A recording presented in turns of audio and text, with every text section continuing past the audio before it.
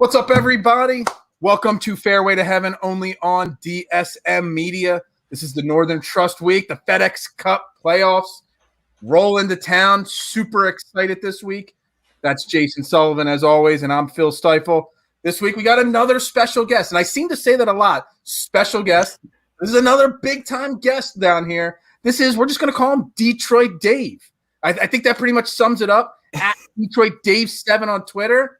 Detroit, Dave, why don't you introduce yourself to everybody and everything that you got going on? Yeah. Hey, appreciate you guys having me on. It's finally we've made it to the playoffs. Sweet course. It's gonna be fun.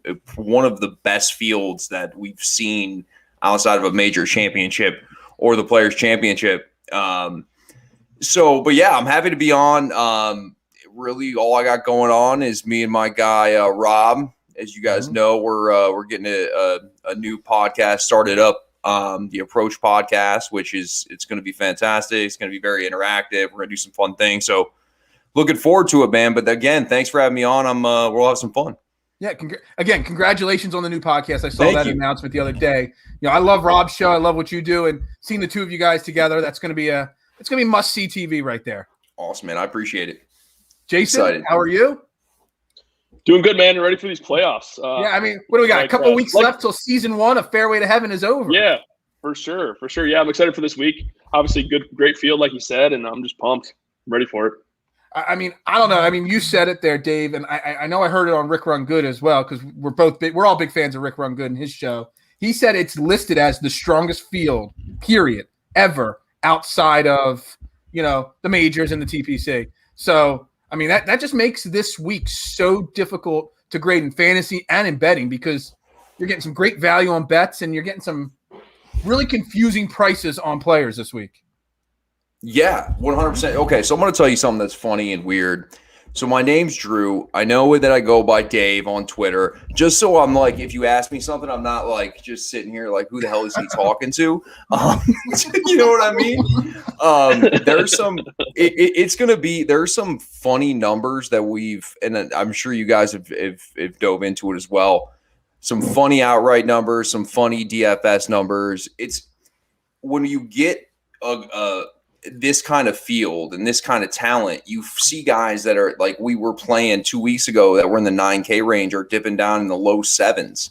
And so it's nice for us that watch a lot of golf, because we know kind of the guys at the bottom of the board, like more than other people that are playing DFS and things like that. And so we can kind of say, hey, we kind of seen how this guy's trending. And just because he's not flashy in the 9K range anymore, we know that value still is there in the lower ranges. Jason, what are you looking at with this course? So it's a 7,300. That's Liberty National. Last time, the Northern Trust was here was 2019, won by Patrick Reed. This is one of those tournaments that bounces around from course to course, so you don't really get that course history as an important part. So what are you looking at with this week with this tournament? As key things to look at. So I think the biggest thing this week is going to be ball striking. Going to weigh that heavily in my model. Some around the green for sure. Par 4 scoring, I think, is super important this week, with specifically 450 to 500 yards. So I'm going to be weighing that quite a bit. Opportunities gained, you're going to want the guys that set themselves up to make birdie. Obviously, it's not going to be super high scoring, or low scoring, I should say. So you're going to want the guys that at least give you the opportunity to make the birdie. So that's big. And a little bit off the tee for me, and of course, approach as always. But yeah, I think my highest weighted stat this week by far is going to be tee to green. I just want good ball striking. So that's pretty much the way I'm going to go. So how do you pick these stats when you're building these things? If you look at it, it rotates course to course. In 2019 it was here. It bounces around. But for the last 5 years, it's been won by DJ and Patrick Reed, with Bryson mixed in the middle there. They've each won it twice. So is this tournament just geared or built a certain way that no matter where it's held, it's always going to have the same type of players always winning it? Drew? I think for sure this tournament, the first leg of the playoff is definitely like that. The cream rises to the top. I know that's no newsflash or anything. Everybody's talking about that. Cliche, but yes. Yeah, honestly, a good player is going to win this week. You're not going to find a guy below maybe the top 20, top 25 that's really realistically going to have a chance to win this week. So cream rises to the top, yeah, for sure in this tournament. Yeah, I agree with him, man. I mean, to be honest with you, when you look at this golf course, into the playoffs. And this is why it's a perfect golf course, Liberty National is, because it's a golf course that kind of the guys that are all around good as far as our strokes gain numbers, it doesn't favor one specific thing like we see a lot of weeks, right? Where we can pinpoint guys that excel at one specific category when we're looking at statistics. This is out the window this week to an extent. So, and to your point, yeah, the names that have won this golf tournament, although it's rotated, have certainly been big names. But this week's a very interesting week too. The greens, the guys have only hitting over 60% of them, which is a very low number. So again, it's gonna reward a lot of different categories, and I think that the guys that you're going to see potentially at the top of the leaderboard come Sunday are going to be guys that are there across the board with strokes gained, guys that can do a little bit of everything. All right, so I mean, we're gonna dive right into the player pool. It's what we do, Drew. I had to write it down because I'm gonna get confused. I know it's crazy. Dave, you've totally thrown it off. I made a note and put it up here so I don't mess it up now. I need to pay Detroit Drew some cash for his handle or something. I get it, man. I get it. Man. You totally screwed me up the whole show. I know. Listen, I'm thrown off. Can I get another double IPA, guys, please? Yeah. Anyway, so we started talking on Twitter before the show. Then I stopped it because I wanted to make sure that we dive into it on the show. I mean, like we've said, cream rises to the top, obviously. Problem is, there are so many good players in that 10K and above range that could be options this week. And I try to keep one or two, and that's it in my player pool when I'm building lineups, and even betting, it's kind of hard to take somebody at 10-1 odds or 11-1 odds when you're a small bettor like I am, but on the flip side of the equation, I can make a case for at least 6 guys in this top end to win this event and be locks in my player pool. So fantasy-wise first, Drew, how do you decide whether to take 2 or 3 of these guys and just load up heavy on your lineups or just sprinkle in a little bit of 5 or 6 of these guys in your lineups? Because like you said, like Chad said, both ways are the right way. It's just, hard to differentiate each week which one to do. Right. Yeah. And this week's it's kind of different because there's 7 guys above 10K, which is more than we typically see. It's tough for me as much as I like a guy like John Rahm, like the 11.5 price tag makes it difficult to start building lineups from, right? All of a sudden we got to somewhat go dumpster diving and we don't necessarily want to do that. And I've seen, so bring up a guy like Rory this week, right? He's right now he's at almost 22% owned from a guy at 10,000. So you have to, it's hard because if you feel like a guy is going to have a good week, like you are hell bent on it, then you have to throw him in your player pool and you need to figure out a way to make it work. Right. Ownership. I don't worry about ownership as much when we're talking about the big guys out here. So like if you're that confident in a guy, then you just go with it, man. And I think that that's the way to do it. And you made the point. You think that you can make a case for basically 6 or all 7 of the guys above 10K to win. So you pinpoint the guy you like and you just roll the chips. Certainly there's names in the 9K range that you can also feel confident in, and it makes the building of the lineup a little easier. But yeah, man, it's with the big guys. If you feel like they're going to have a good week, hell with ownership percentage, make them fit in your lineup and find other guys to build around. So, but what? So you said, dumpster diving. If you go too many of the big names, it's another cliche, always used term, stars and scrubs. Like the first thing I do after I build a temporary potential player pool is I try to build test lineups. I try to see how I can make certain guys fit into lineups. It's hard. I build a lineup with 3 10K guys in it. Now, yes, I've got 3 low 6 guys in the bottom of it, but honestly, they're not guys that, how do I say this? It doesn't scare me to build a lineup around them. What are your thoughts on doing that kind of philosophy? And I'm sorry, we'll get to you, Jason, but first time talking to Drew, I got to get as much information out of him as I can. No, I hear you. No, I see. I love it, man. So I actually like that. So there's been times where I'm rolling on a guy in the 6K range that I feel really confident on. That's where I'm starting to build it, right? Because what happens is you have your player pool and that's fine. It's great. But it's like once you go and you start clicking names and you try to figure this out, it's like solving a damn puzzle, right? Because you don't feel necessarily confident about it. So the thing is in order to, you have to take those guys. And I think in this week in particular, when we talk about 6K range other weeks where the field isn't as good, we're not as comfortable as we are this week. Mm-hmm. I feel like we can pinpoint guys and say, hey, I feel good about this guy and the way that he's been trending. And you can there's statistics there. You can throw that at it. But like, you feel it out when you're watching golf. You're like, this guy I feel is trending. And those guys are in the high sevens normally, or you know what I mean? And so this week, if you want to play the big guns, then I think that you do have a nice backup plan down the board there. And you can even start again. Like there's guys like I know we'll talk about him. I like Brendan Todd this week, and he's at like $6,800. Like, let's start there. And then you can kind of work around it. I actually sometimes like starting lower, then go to my guy and then fill in the middle. But I'm just a crazy person anyway. So all right. Well, I let him talk for all that time, Jason. At this 10K and above, like he said, there's 7 names in this list here. You know, we've already hinted at, you know, we got Rahm, we got Dustin Johnson, we got Spieth, Xander, Colin, Brooksy, and Rory. What's your favorite play out of those 7 names, Jason? So I think Drew brought up a good point. When I first looked at my model today, and I think the first guy that stood out the most was Morikawa for me. But then I looked at his ownership numbers later on as the day, and I saw 19%. I got a little bit scared off by that. And then I started thinking almost the same thing that you just said. Like, do I really care in this field? I mean, the top end guys are going to be owned. All of them are going to be pretty owned, I think, for the most part. And I just feel like Morikawa fits this course perfectly. I mean, in my model, he's first in tee to green, first in opportunities gained, second in par 4 scoring, and first in approach. I mean, as far as course fit, that's Morikawa. So I don't know. 20% ownership, I really don't care, to be honest with you. Like you said, you can differentiate at the bottom.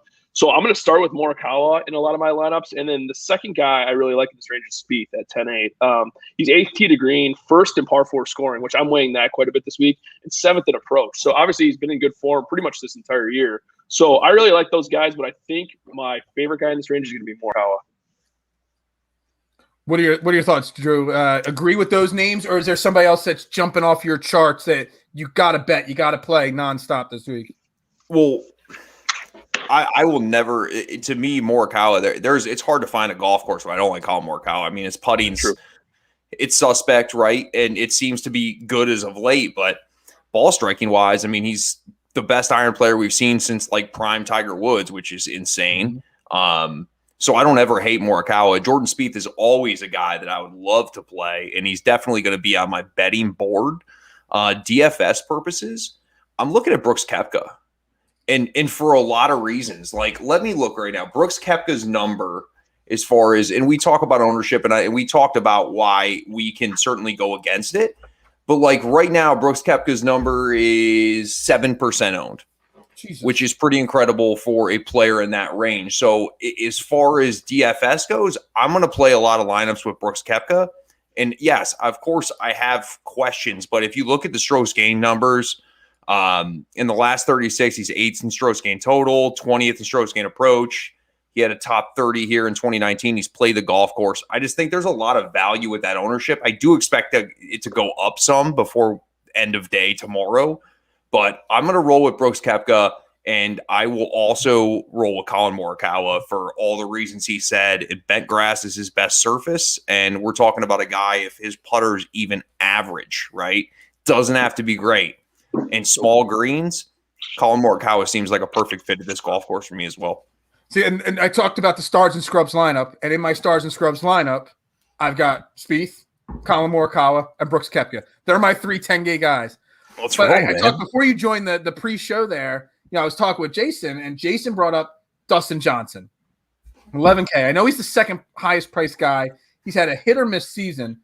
But for some reason, I kind of feel like Dustin Johnson, you know, obviously he's won this event multiple times at different by 11 last year. Exactly. Everybody's going to jump over it. But I also, on the flip side, think his poor performance. Jason was mentioning that at this point, he's projected to be like 6% owned. And he fits this tournament. He's a star. You know, the cream rises to the top. How can we not at least consider sprinkling a little DJ when we're building lineups?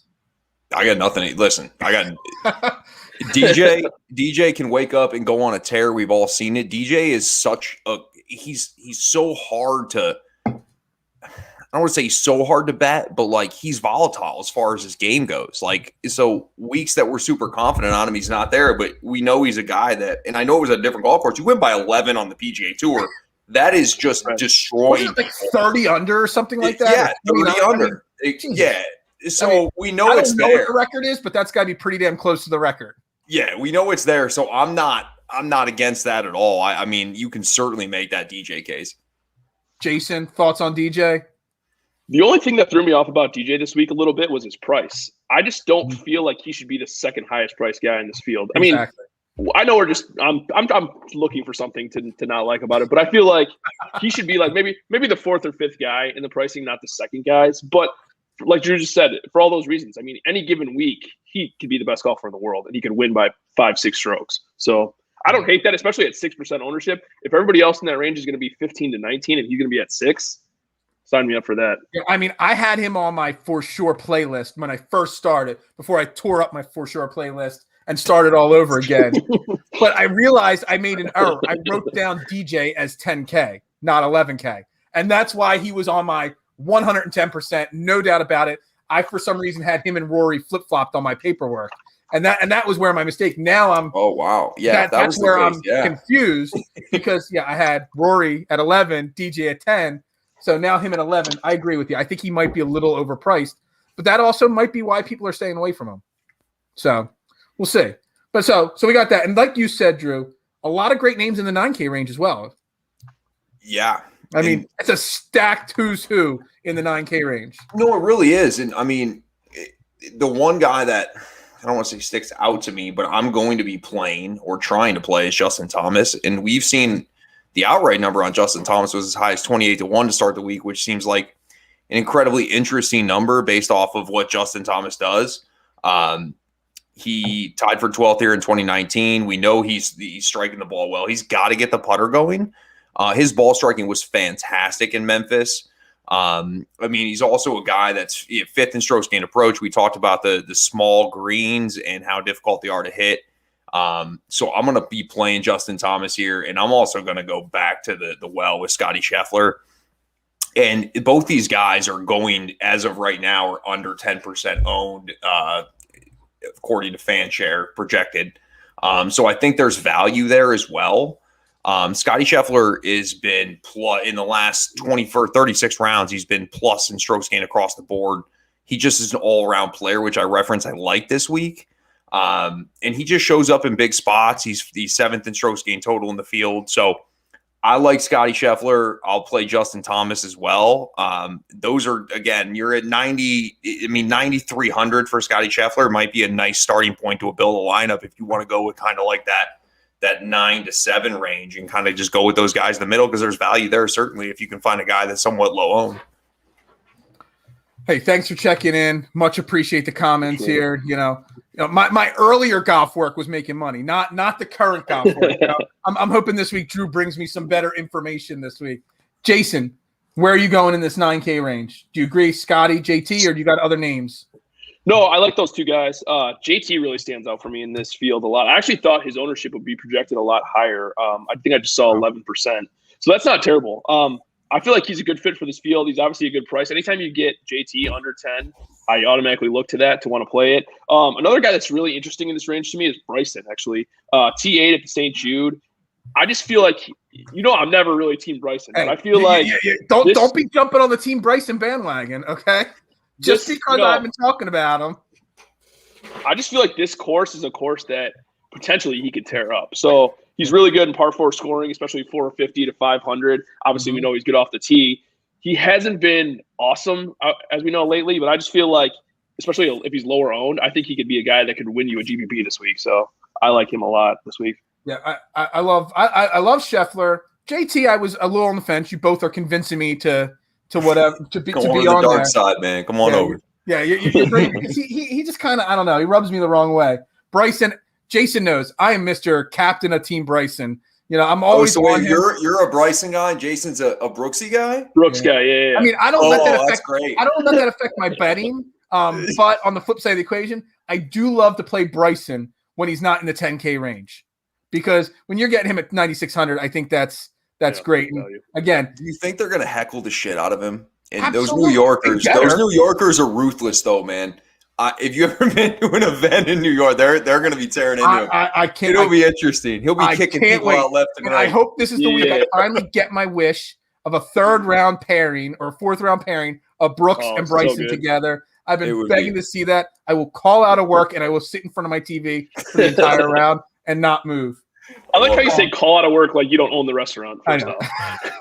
Oh, okay. See, I didn't know that. So you're just like, hey, I'm not still gotta find an employee to cover my time in there, you know? You're the boss. You're allowed to.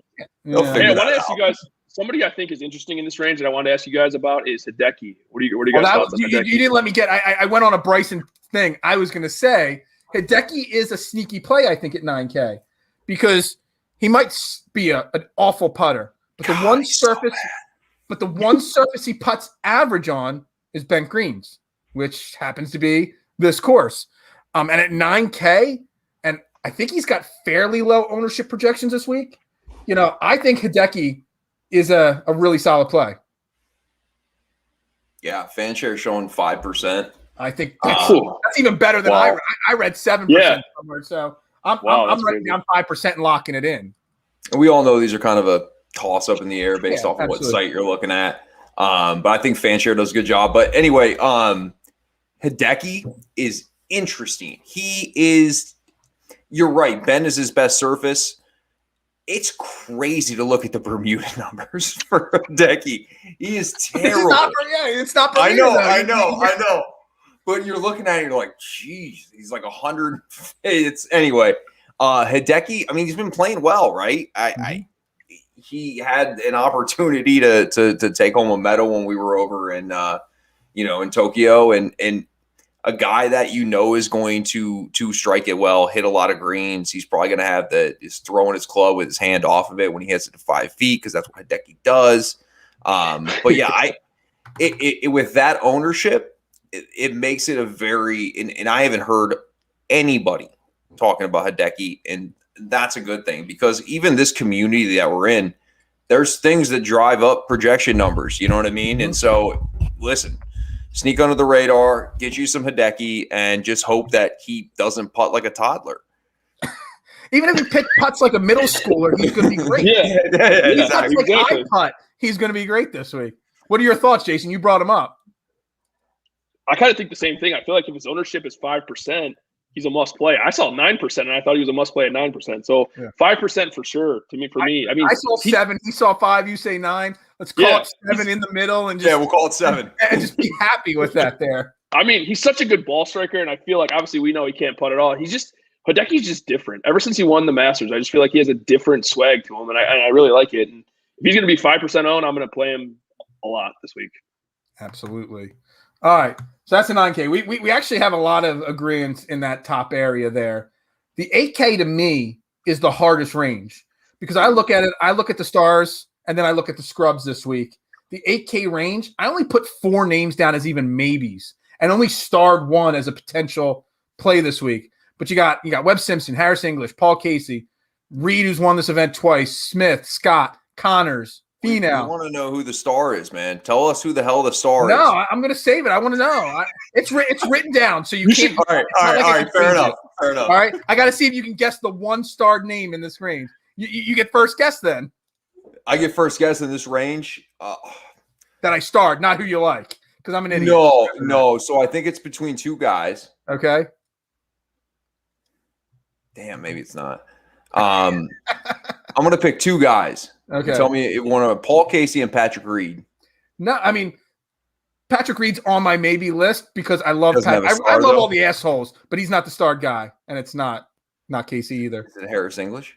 No. The most player. I'm just going to go through the entire. You're just going to name every name on the list. Is it Webb? Yeah, we were getting there. We were getting there pretty 30% of this list, so.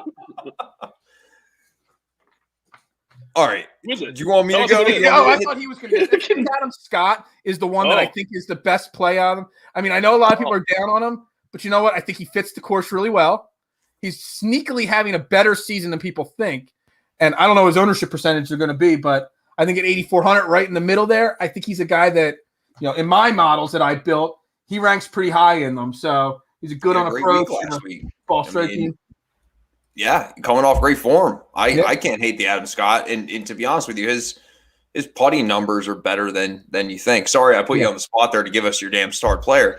No, but that's okay. It's not my star player for the week. It's just my star player. I don't want people to think I'm betting the house on Adam Scott this week. Everybody's bet everything on Adam Scott. Yeah. All right, Jason, where are you looking in this 8K range, Jason? Patrick Reed, his mic. Well, your mic. Oh, can you hear me now? I can hear you now. Yeah. Okay. So two guys stand out to me in this range. Webb Simpson is one of them. I feel like he's trending in the right way. He hasn't been the same Webb that he has been for the past couple of years recently, but I feel like he's starting to trend the right way. He was T18 at this course last time they played here too. And so I just feel like his game fits this course well. He hits fairways, ball striking, bogey avoidance. I really like him. I feel like he might be a little bit under-owned this week as well, so I like that at 8,900. And then my second favorite guy at 8,200 is fifth place Finau himself. I just feel like anytime the course is tough, I want to play Finau. He hasn't been good at all. I know that. Hold on. I got to interrupt. Drew's facial expressions sums up my opinion. I love Tony Finau. We call him fifth place Finau. I love Tony Finau, but I'm just tired of getting hurt, man. I really am. Like, I've just been hurt so many times. It's just incredible. Let me tell you a story about how much he's hurt me. Early in the season, we were picking winners left and right on this show. I had Homa winning his event. But when he was in the playoff against Tony Finau and he hit it up against a tree, I cashed out my bet on Max Homa. And Finau still screwed it up, and Homa still went on and won. So I forgot about that 6 shot. That was at Riv, right? Even when he's not my play, he finds a way to screw me. So I'm anti. We were even selling fifth place Finau gear for a little while. So I do like that. I love Tony Finau. All right, back on your Finau love there. No, the numbers say to play him. Yeah, honestly, it's more of a gut feel to me too. He's not in great form. He's not the same Finau that he's been. We obviously know his struggles. He's not going to win, obviously, but 8,200 in a tough field, sign me up for that. All right, Drew. Well, then you're not on Adam Scott. You're not on Finau. Who's your star of the 8K range? It's got to be Paul Casey. I hate playing Paul Casey, especially ownership-wise. Well, I'm going to tell you about the reasons I hate playing. I think we lost the host. Yeah. There he is. All right. That's the first time all year I've accidentally hit the wrong button on my screen. There's a first time for everything, man. Yeah. So I'm going to play Paul Casey just because the stats tell me I need to play Paul Casey. So second strokes gain approach, fifth in strokes gain total. He's plus in all categories. Bent's his best surface. Paul Casey's a guy. I don't want to say he's like Tony Finau, but he typically disappoints. I'm not super loving this play, right? But it's my favorite play in the 8K range. I kind of like what you were saying a little earlier. I'm not like 100% sold because my heart might tell me that I'm 100% sold. And then I look at FanShare or whatever, and it tells me, hey, you probably shouldn't be 100% sold here. But I'm also going to go with Patrick Reed. Listen, it's Ryder Cup time. He won here in 2019. We know he's great around the greens. He struggled off the tee. The fairways are relatively wide this week. So I will roll with Patrick Reed and Paul Casey, which are why that I said Patrick Reed and Paul Casey. I was hoping you were on board with me, but I guess I wasn't. Casey. I've loved Paul Casey all season long, and it's just like it just seems like he doesn't pull a Tony Finau disappoints me. But when I pick Paul Casey, for some reason, the weeks I pick him, I expect him to win or be top 5. Oh, he's not going to win. That 18 to 20th range, and it just disappoints me because I go way too all in on Paul Casey some weeks, and that lets me down. I get it, Paul. Don't bet Paul Casey to win much of anything ever. So I had 2 other names in my 8K range, and I want to get your guys' opinion. The first name was obviously Harris English, and I loved him, and then I got one more name later on in the next tier that has the same thing. When I ran my models, he just didn't really fit at I expected to see Harris English, at the top, 10 on my model. And he didn't finish anywhere. He was outside the top 50. So I just don't know whether I ran a bad model this week or, is he just not fit for this course? Go for it, Jason. I'm not sure, to be honest with you. I've gone back and forth on English too. I don't think he's a great course fit, to be honest with you, but his results recently, I mean, Tuck Ryder Cup, he's probably on the team as of right now, unless he does something crazy down the stretch. Obviously, we saw him collapse a few weeks ago. Okay, I like it. Yeah. Interesting. Yeah. Like we saw him collapse a few weeks ago, obviously. Everybody remembers that, but the dude's been really good. I mean, he's been contending in majors, which is something I didn't think I'd ever see English do. So I don't hate it. He didn't make my initial list, but I mean, if he's super low owned, I think it's at 12% right now or 13. I could probably be talked into it. Okay. Yeah. I mean, listen, he's pretty much a push on bent as he is Bermuda. I mean, in the last 36, he's been pretty damn awesome. He's 8th in bent grass. I mean, the guy is 6th in strokes gained total. He doesn't. I talked about it earlier. I've mentioned it again. He doesn't really have a flaw to his game at this point, and across the board. And I think that could be a benefit for him this week. Yeah, if his ownership's down, which it has no reason to be down, like guys should be playing Harris English. Like, when I'm giving picks that are somewhat like the 8K range for me that were kind of over, guys that are projected over what I really like. But Harris English at a low ownership, I think you have to grab some of it because it's hard for me to see him have a bad week, right? He might not win, but if we're talking from a DFS perspective, like that, you don't need him to win, right? You just need him to be pretty damn good and finish in the top 15 or top 10.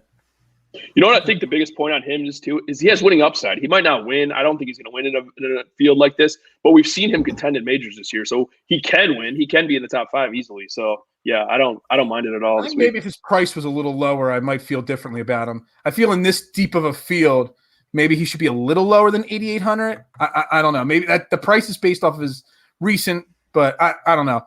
You guys didn't sell me to keep him on the list. That's all I can say. All right.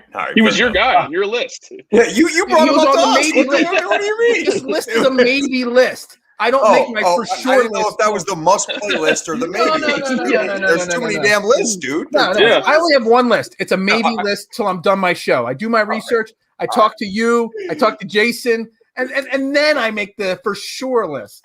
So gotcha. Yeah, that was on. So who I thought was going to be on my for sure list, and again, I thought he was going to finish a lot higher in my models. He finished 29th in my models. But for someone I just read everywhere I read, all the guys I love, PJ Tout, Chad, Rick Rungood, everyone was talking about Kokrak. And he's at 7,700. But then, so I'm like, all right, this guy's going to be like way at the top of my list. And he finished 29th in my model. He's really good at a lot of things, but he's not great at anything, I guess. So where do you guys have thoughts on Kokrak at 7,700? Yeah, I have a lot. I have a lot of thoughts. Yeah. Like, listen. So Jason Kokrak, who is the guy, is a player, has gone from just a long ball hitter to a top 5 putter on the entire tour, and it's on both surfaces, right? The thing that strays me away is everybody loves Jason Kokrak, right? I'm looking at FanShare right now, almost 18% owned, the 4th highest owned guy. It's hard. There's absolutely reasons to want to play Jason Kokrak. If you're willing to eat that high ownership in the 7K range, then you can go for it. But I'm not in on it. And I'm going to play Kokrak as an outright, I believe, at 65-1. Yeah, I already have that exact bet made already. Yeah, DFS wise, I think I'm out on Kokrak. Okay. Jason, thoughts? Are you in agreement? Yeah, I am, just because of the ownership numbers. I have certain guys that I just don't play if they get to a certain ownership level, and he's one of them. Okay. Kevin Na is another one of those guys. Just if they get to a certain point, I just can't stomach it. Russell Henley, even last week too, it kind of burned me a little bit, obviously, because he had a good week last week. But I just don't feel comfortable with guys like that, where you never know. I mean, Kokrak has been really good this year in all facets of the game. Like you said, he can putt now, so he's a great player. But I mean, I just feel like in the 7K range, there's so many guys that I like that I feel like I can find, a pivot somewhere else, especially at 18%. You just said you could pivot. Who are you going to pivot to if it's not Kokrak? Go for it. I'm going to pivot to my guy I just mentioned, Kevin Na, who I can't stand. Oh, there he is. I like playing in DFS. He's 8th in scrambling, which I think is really important this week. 31st in par 4 scoring. He's been pretty good. He was T2 last week and T23 at the St. Jude. But I just feel like, especially if ownership's down a little bit on him, I feel like he's another guy with winning upside. Will he win? Probably not. But he's a guy that if he puts it all together and he putts well, he can win. So I think that's going to be my pivot off of Kokrak. I actually like the lower end of this range better than the higher end. Yeah, I mean, I'm looking at my numbers. I got a lot of 72s, 73s, 75s, and stuff like that on my maybe list here. Drew, if you had to pivot off a Kokrak or just wipe him away anyway, who would be your top 7K, even if it's just in the upper part of it that you like the most, if any of them? I like a few guys. Okay. But I'll give you the one that I like, Keegan Bradley. It's 7,500. His ownership's projected super low, which is somewhat surprising to me. Tee to green, the guy's a fantastic ball. So, I mean, we know what it is. If he putts like he's not a toddler, then like there's an opportunity this week. This is his part of the country. I think it's 7,500 with less than 6 to 5% ownership is a value play. Just to hit another one real quick, Brandon Grace, who's like the lowest of the lowest ownership.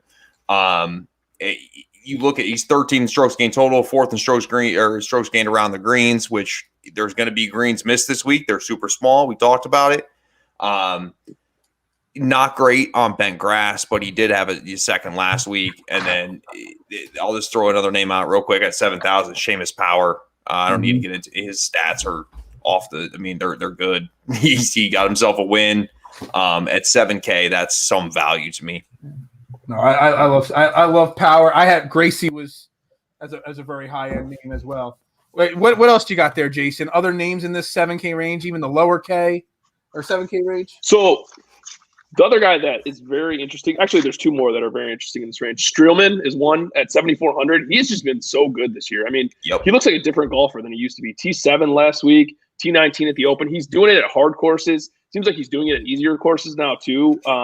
He missed a cut here in 2019, but I feel like you almost can't even compare that. He's a completely different player than he was in 2019. So I don't weigh too much in that. He's 9th in opportunities gained in this field, 24th tee to green, and 23rd in approach. So he's just one of those guys that he's not going to pop out to you, especially in a stat model. He's not really going to blow you away, but I just feel like he's solid across the board. And that's the kind of guy that can definitely contend. And we've seen him do it in stronger fields this year. He's done it the entire year. So I like Streelman a lot. And then the other one that's interesting to me, I kind of wanted to get your guys' thoughts on him, is Jonathan Vegas. I feel like he's been in really good form. He scares me a little bit in harder fields. But, I mean, he's been playing probably the best he's ever played. So I wanted to see what you guys thought about Vegas. I always love Vegas, but I agree with you on the whole harder field thing. I'm trying to pull up how he did in majors here. 57th at the U.S. Open. That's the only – I guess he didn't play the others. So, yeah. I don't know. Yeah, you bring up a good point with Vegas being in the harder fields. Drew? No, it's a great point. No, it really is, because we see Johnny Vegas's name on a lot of leaderboards when the winning score ends up being 18 to 25 under, right? Mm-hmm. And his stats tell you he's pretty damn good off the tee. He's a decent ball striker, and he struggles around the greens. Johnny Vegas is an interesting one. I wonder what I don't know what his ownership's going to be, but I think it may be higher than we think. It's hard for me to play Johnny Vegas this week just for the point that we mentioned. It doesn't seem like when we play a 10 to 12 to 15 under golf tournament, Johnny Vegas's name is around the leaderboard very often. When we go to Puerto Rico or we go to the John Deere, then yes, I see his name up there a lot. But when the heart of the golf course, I think it kind of takes back and it kind of exacerbates his short game, right? Like his short game's just not that good. And when you get around golf courses like this that aren't birdie fests and they're not hitting tons of greens, I would not play him, even though what's he at 7,100? Is that what it is? Yeah, 7,100. Yeah, it's a pretty damn good price. He may be sprinkled in some lineups, but I don't know if he would be necessarily a guy that I would be playing in very many. Okay, so I got three more names, two that I just want to get your guys' opinion on, and then a third one that I'm so confused on. So the first one, he hasn't played since the Open, and he was in the first half of the season. He was my must play every single week because he was quietly having one of his best seasons in his career, and that was Charlie Hoffman. But we haven't seen him since his missed cut at the Open. So that layoff kind of scares me. At 7K though, I don't know.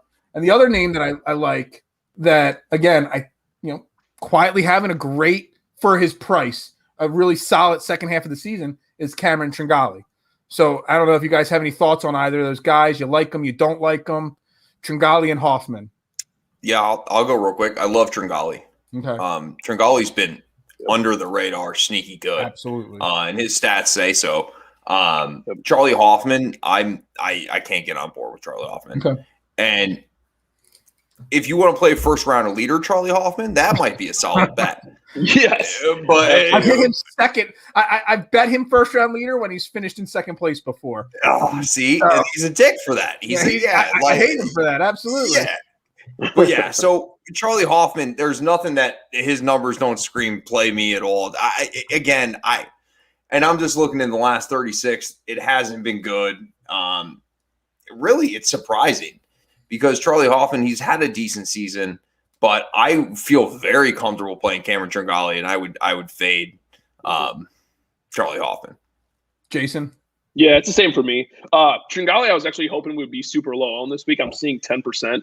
So it's not quite as low as I thought, but it's probably not going to make much of a difference. He's been so good this whole year. I mean, he's doing it on a lot of different courses too. So yeah, I agree with you 100%.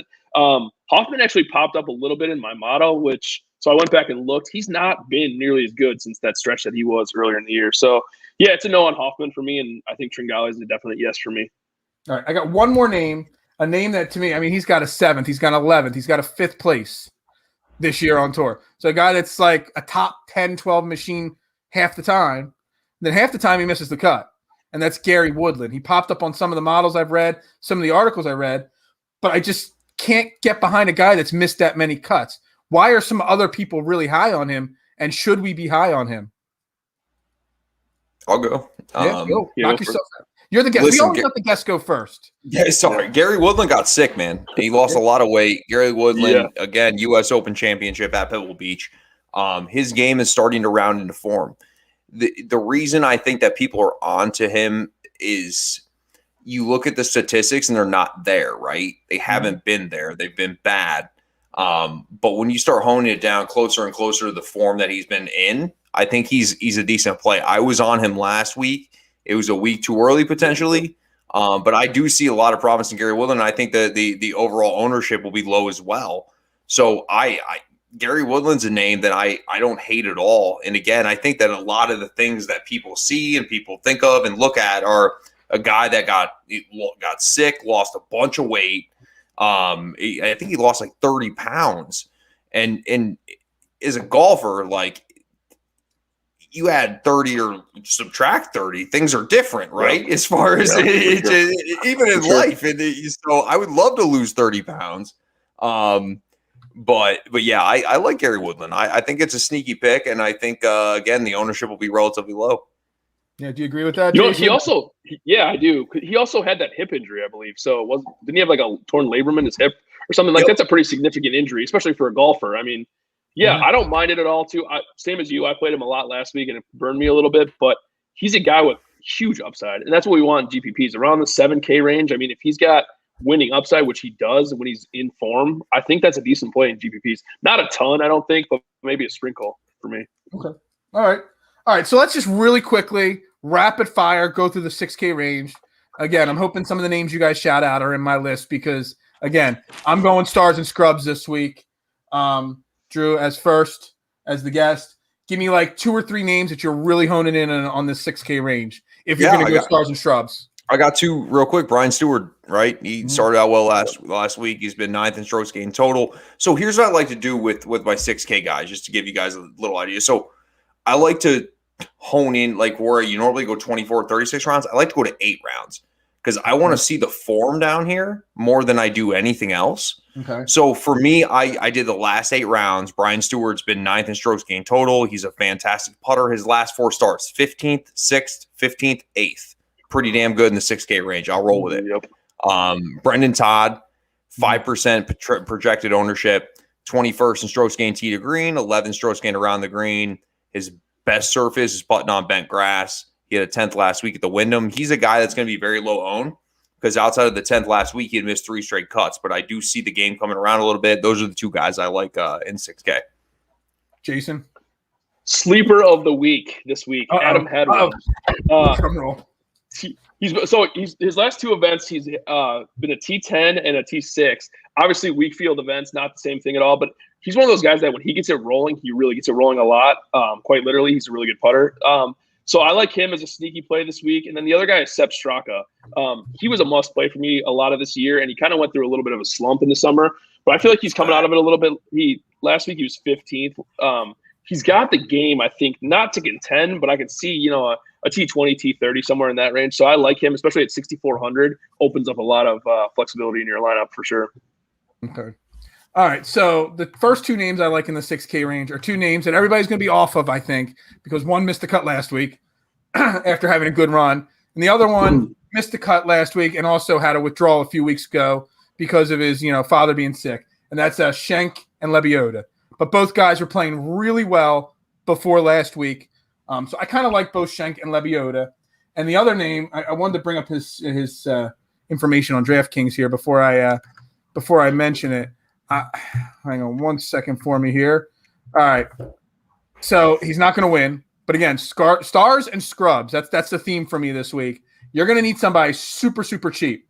And this guy has missed one cut in his last 1, 2, 3, 4, 5, 6, 7 tournaments, and that's Sam Ryder at 6K. It's just a name.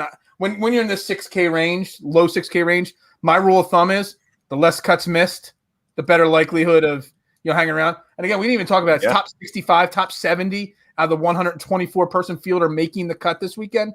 So the percentages and the chances of making the cut are a little bit better this week. So Sam Ryder is a guy that I think is sticking out to me as a potential, obviously, super cheap play at 6K this week.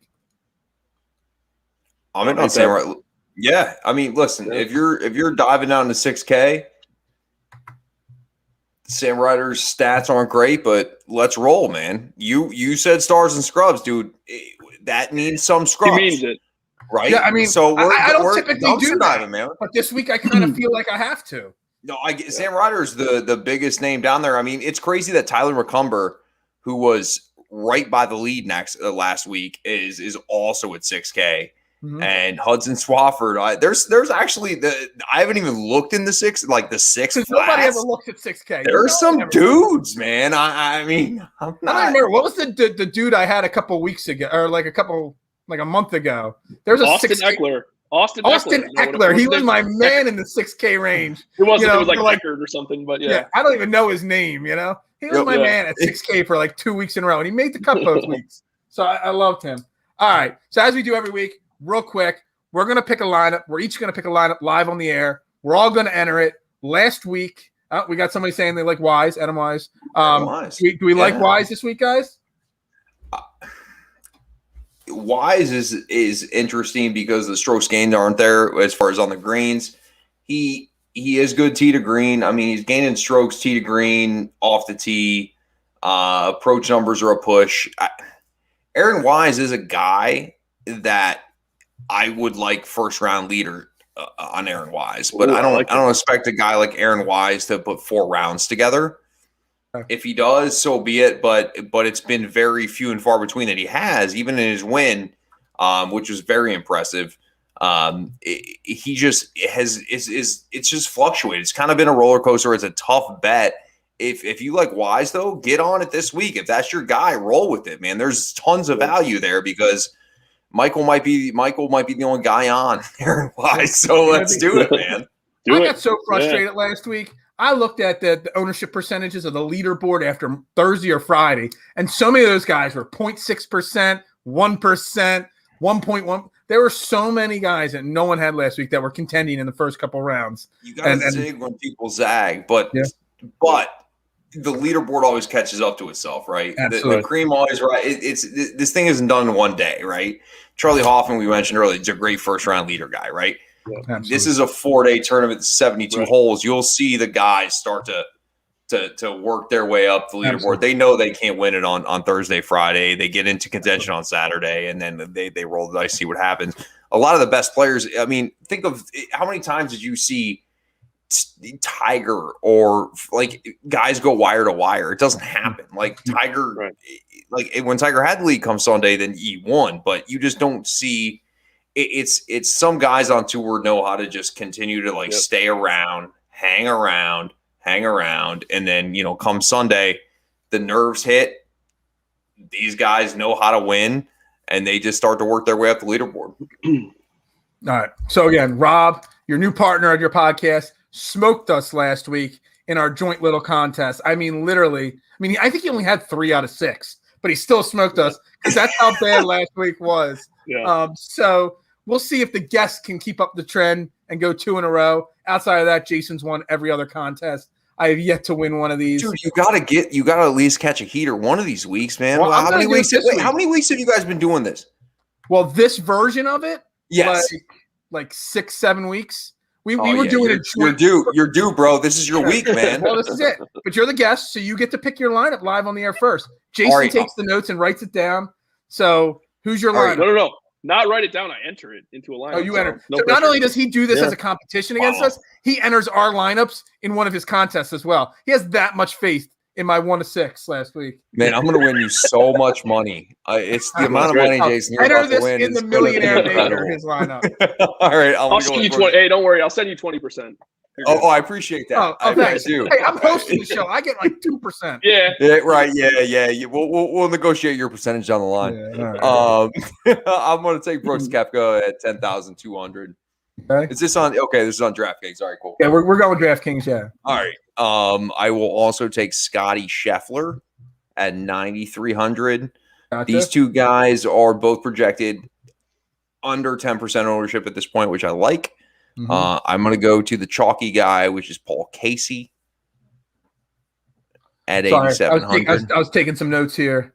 I take notes. I'm not Mr. No Notes like the other podcasters. I'm a note guy myself, man. Dude, I'm a write it down kind of guy. I have a computer next to me, but I still write everything down. So I am the same way. All right, so we got Paul Casey. That leaves you at 72. Yep, I'm gonna go with Keegan Bradley. Okay. At 75. Mm-hmm. And then I'm going to go with Brandon Grace, which should be at 72, hopefully. Yeah. Yep. So that leaves you last spot with 7,100 left. Oh, who'd I miss? Paul Casey. Brooks, Scotty, Casey. Oh, shit, dude. I only got 5 guys written down. All right, let's roll with this. First time doing it. Yeah, this is my first time playing DraftKims. I don't know how this works. Can you guys help me log in? 7,100. Brendan Todd. Brendan Todd's my last guy. All right, we're going to go Todd to close out your lineup. I actually love your lineup. I may actually enter this. The only one that was a question mark for me out of your lineups was Paul Casey, but you guys are really trying to convince me on Paul Casey. So I really do love this lineup. That's a really strong lineup. Awesome, man. All right. Jason. Actually, you know what? I'm going next, Jason. I'm doing my Stars and Scrubs lineup. Good. I'm going to roll with it. I don't know. I'm going to mix it up a little bit. I'm going to go Colin. I'm going to copy, Drew with Brooksy. Ooh, he's going real Stars and Scrubs here. Oh, wait till you see this. And I'm going to throw George Spieth in there. Aggressive. Aggressive. You said I'm going to hit 100 left per player. What's that? It's 6,200 left. Bro, you're going to be playing a caddy. We're going to go caddy. Sam Ryder. That'll bump me up to 6,300. Oh, my God. Too much drinking, dude. Jeez. Yeah, I've had a couple of these double IPAs here. Hank Lebiota. So now I don't know what I'm going to do now. Now I have no clue. You're the same boat I was. I mean, I had it. I had the lineup submitted. I just clearly wrote down 5 or 6 names. I don't know. Scott Stallings, Norlander. No, you're dead to me. Yeah, I'm really screwed now, aren't I? Hey, listen, I should be on Stars and Scrubs. Keith Mitchell is first in strokes gained off the tee in the field. All right. Well, you convinced me. I didn't even see him on there. That was it. That's all it took. It didn't take much. Done. Oh, he fits the salary perfect. It's like a freaking glove. Yeah, exactly. I love it. It's done. It's in. It's locked in. Oh, my God. Stars and Scrubs winning this contest. Because you know what? Morikawa, Brooks, and Spieth are all going to be in the top 10 this week. Dude, I don't disagree that the fact that you got 3 guys under $6,400 is it's a flex. It's aggressive. Dude, and I'm all about it. Couple weeks ago, I did a lineup with 3 6K guys and then everybody else on the top. And it actually cashed. It min cashed in a 25-cent lineup for 50 cents. I'll have to pull it up and find it for you. Dude, I had Gellerman in my lineup. And I forget who else. I had 3 guys at 6K and it cashed. So it can happen. This is going to win this. Bro. Yeah, I'm an idiot. As he clears it out of his lineup. Yeah. Hey, dude, it's written down. It's happening. Yeah. You call people out if they don't enter just so you know, Drew. If you accidentally enter something that you didn't tell us here, Jason will call you out for it. That's the competition. Right. He will. He's like, I got it. Happened once. Better. You're talking about. Oh, I'm like, I'm gonna. Yeah, okay, that's fair. So who you were? Was it you that was full of shit, and you didn't put the lineup in that you said you were going to? No. He called out one of our guests because in the three-way contest he changed it up. Okay. He cheated. He said one thing on the air and then put something else in the lineup and everything. Well, I'm drinking, so I'll have to watch it on rewind just to make sure I locked in the right lineup. Jason's got it down. I appreciate that, man. Oh my God, this show is going off the rails here. Off the rails. Right. Typical at the 50-minute mark of a show. That's right. All right. What do you got? Starting my lineup with Brendan Grace. Also, got it. Then I'm gonna go with Kevin Na. He's gonna be walking in putts left and right. I can see it now. That's right. I'm gonna go fifth place Finau. Oh, it's already a last place lineup. Where he be now? Yeah. I am not entering this lineup, just so you know. I'm gonna go up to Morikawa. Okay, easy call. All right, I got two more spots. All right, I'm gonna go with 8,350. I'm gonna go. I shouldn't have wrote this down. This is way more electric doing it live. Like, that's why we do this. I cheated the system. All right, I'm gonna go Patrick Reed. He's buckling under the pressure. Yeah, he's cracked. He really wants to get back on the. I sense some. He wants both our dollars really bad. And then we didn't even talk about this guy, but I'm going Hatton. Oh, Tyrrell Hatton. He's given to break 3 clubs and say F you to a fan this week. There you go. Right. Yeah. I do like Tyrrell Hatton though. Yeah. I honestly, and this is not just because you're the guest of honor tonight. I do like your lineup the best out of the two of you. I still think my Stars and Scrubs is going to smoke you two this week. And we'll break it down next week. I'm not sure who the guest will be next week, but we'll break it down and we'll talk trash if we beat you. Oh, yeah, please do. And you will. I've been on a struggle bus. I put too much time into looking at this crazy BS that we call DFS and these sites, and it makes my head hurt, and I still lose. So it's like, and that's a really interesting thought to close the show out. Like the beginning of the season, this is our first season doing this show. Last year, I wrote for a small website and just did like top plays and stuff like that. But the more and more we do, the more and more me and Jason, we research more and more. And I get overwhelmed sometimes. I take in too much information now, and where I was making money and cashing and hitting bets in the first half of the season, this second half of the season, I don't know if I'm over inputting myself with too much information or I'm just getting unlucky. That's the thing though. Like it is. So like for me is I watch tons of golf. I feel like I can pick guys based off of what I've seen. Mm-hmm. And so what I like to do is before we get out of here is I like to pick my guys. Like, so I'll create a player pool, not even looking at any model statistics, anything. Mm-hmm. These are the guys that I think are good plays. And then I'll reference the model to see if it's validated, right? And sometimes I just say hell with it. It's even if it's not validated, and I'll roll with it. I think that there's too much information out there.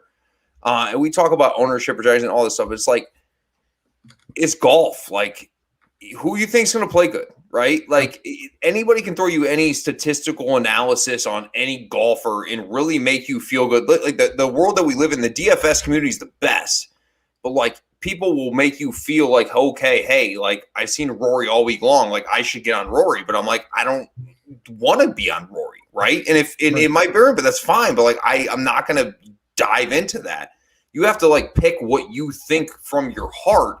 And then try to verify it with statistics and just try to the game theory wise is I think the most important thing is like think of what other people are doing and try to find like zig when they're zagging, like try to find different ways to create value.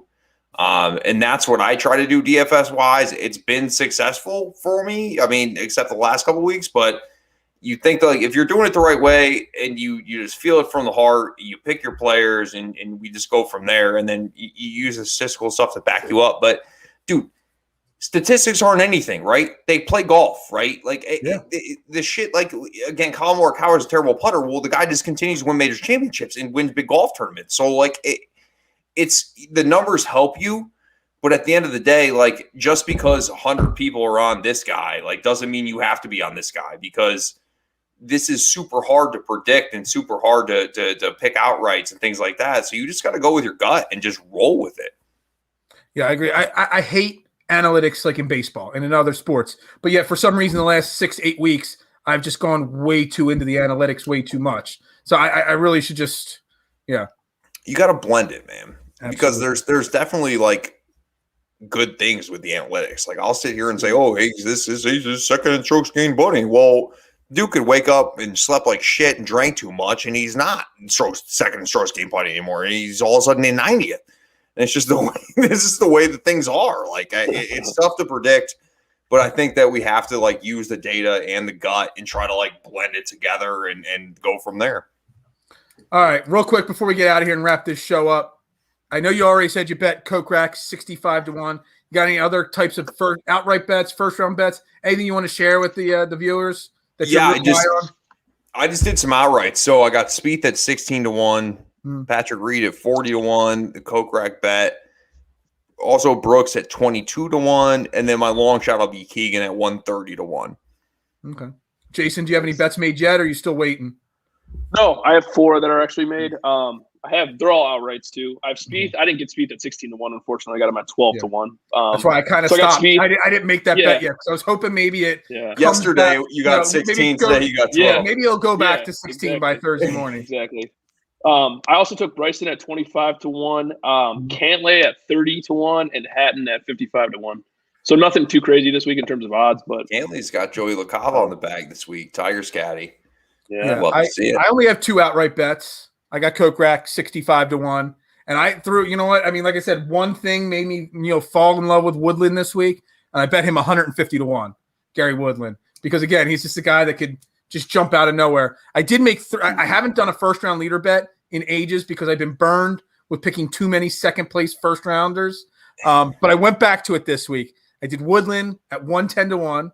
I did your guy, you said sneaky, contender this week, Jason. I did Adam Hadwin, 130-1 first round leader. And I did Zach Johnson because I've picked him twice as a first round leader, and he's finished in second place both times, and he's 150-1. So they're my bets. I picked Ricky last week.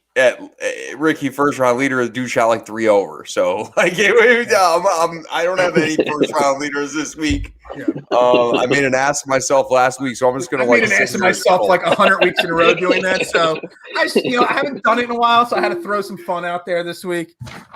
There's that. So that's it. Real quick, we're gonna wrap this show up again. This is DSM Media. This is Fairway to Heaven.